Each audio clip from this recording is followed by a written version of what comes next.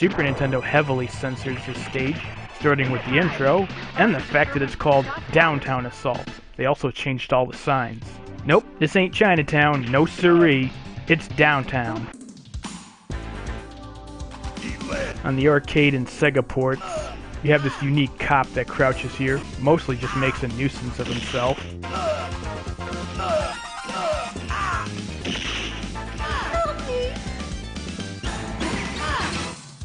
First off, I'll note that you can shoot down the signs to take out enemies, only if you're feeling stylish though, cause they're not really practical. Inside takes 4 shots from the default handgun to knock down. Time it right though and you can take out several enemies.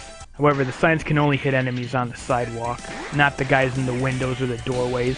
Gotta give the programmers credit for attention to detail. On the Super Nintendo version, the in sign doesn't fall at all, and I've never killed anyone with the other sign.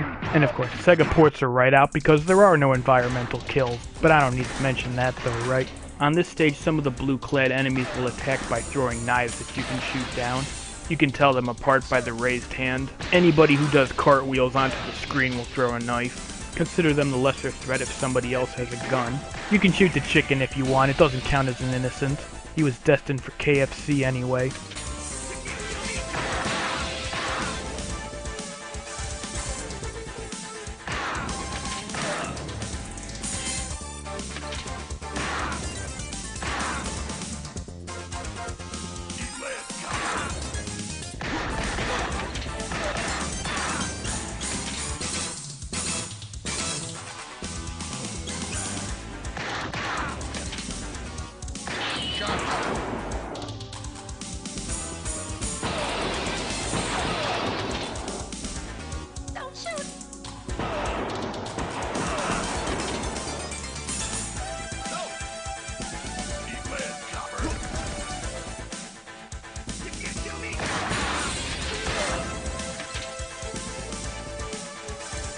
On some versions you want to watch the windows closely. Enemies can hide behind your life display.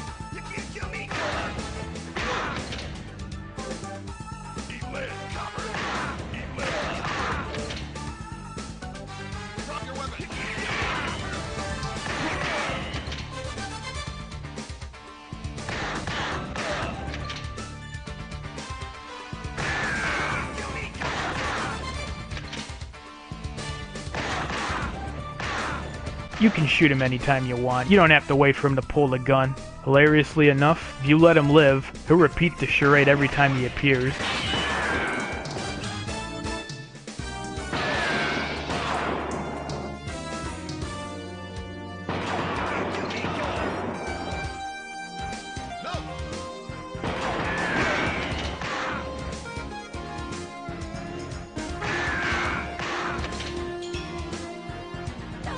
You don't need to take the shot if you don't want to. The guy will pop up later by himself. Sega ports don't have them though.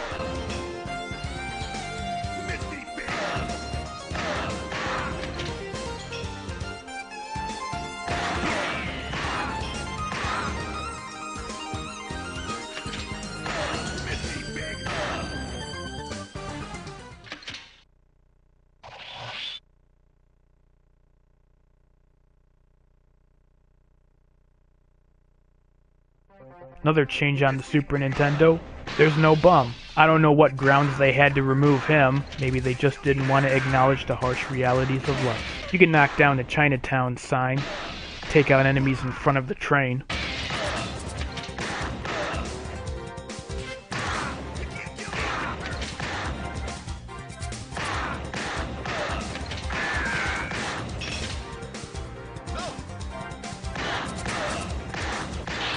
On the Sega ports, the rifle is dropped by one of the bad guys, but only on easy.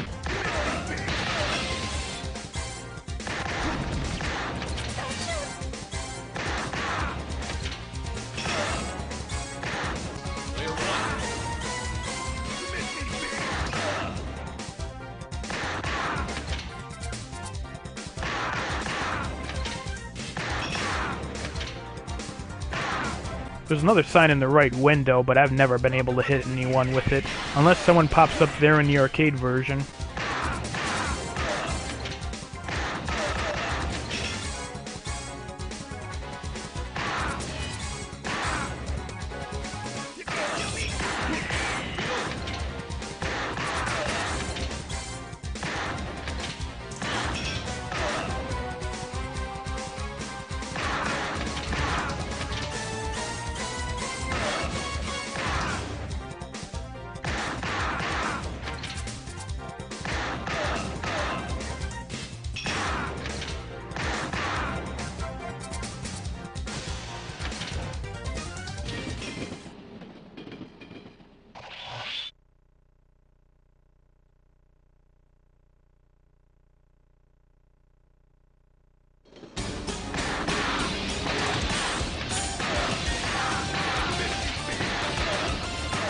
You can blast open the storage compartment on each corner of the car. They both contain an automatic. Sega ports don't do destructible objects, so the automatic is in plain sight at the start. The other automatic is replaced by a Magnum. The screen scrolls back and forth, so you don't have to pick these up right away. In fact, I strongly recommend you save them for the boss.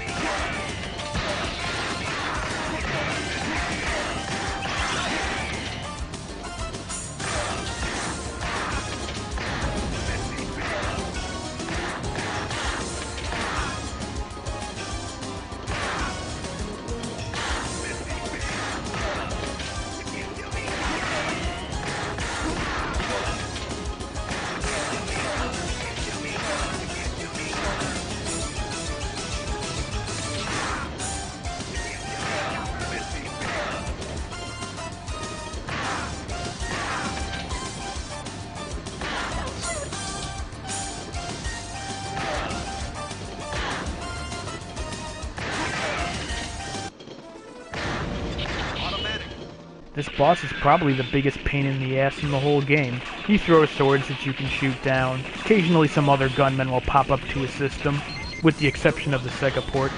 That's not really the problem. The problem is that he can block your bullets.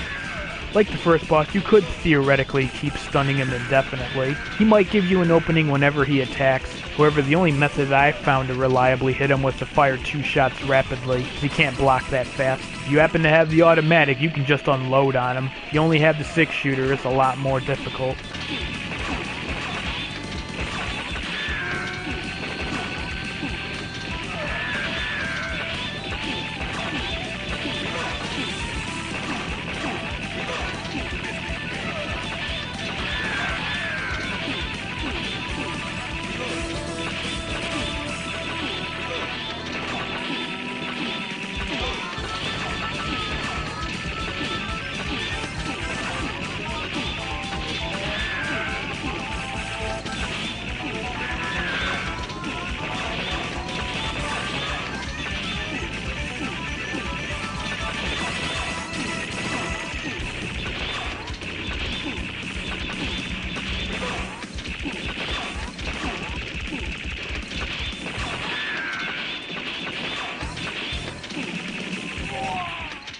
Situation under control. Unit 5 out. Don't worry.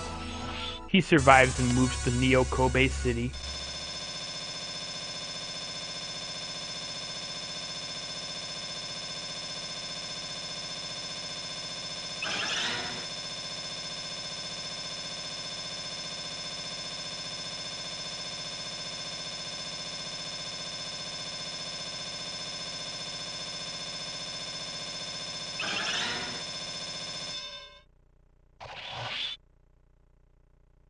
Captain.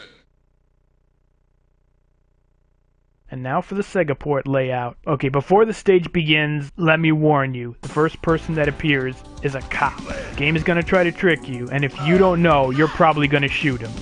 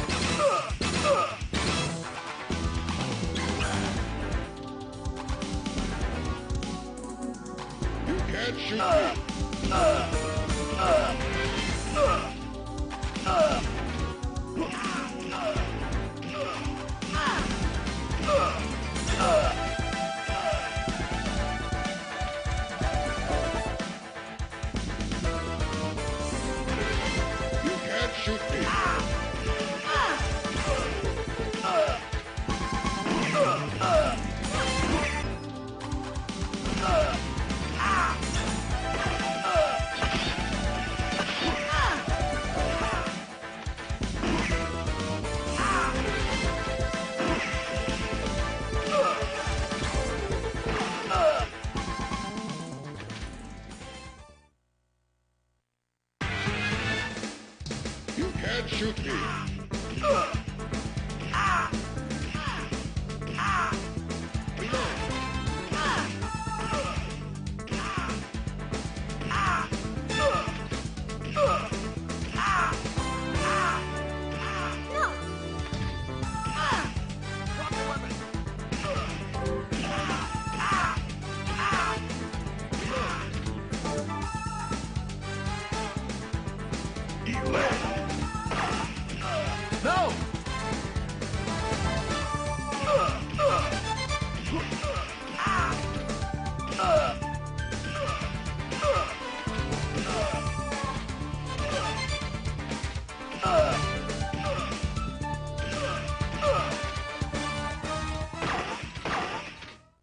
Magnum bullet.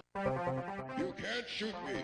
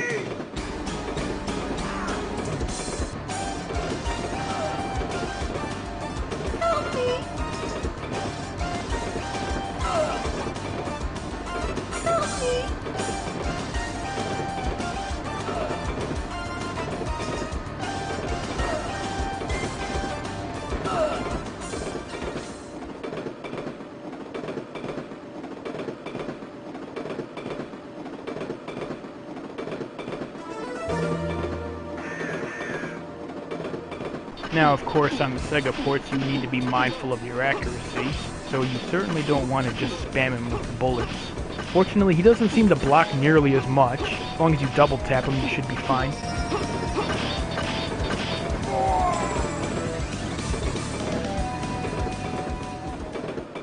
Situation under control. Unit 5 out.